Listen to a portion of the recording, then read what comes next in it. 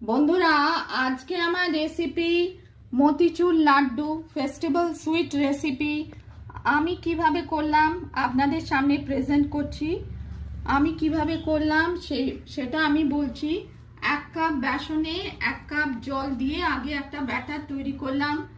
Low to medium ফ্লেমে refine অয়েলে boondi তৈরি করে তারপর আমি একটা জায়গায় রাখলাম। এরপর অন্য ফ্রাইং প্যানে 1 কাপ চিনি, আধ কাপ জল, ফুড কালার, তারপর একটু ঘি, একটু ছোট এলাচি দিয়ে বুঁদিগুলো দিয়ে কিছুক্ষণ ফুটিয়ে নিলাম। তারপর একটু লেবুর রসও দিয়েছিলাম।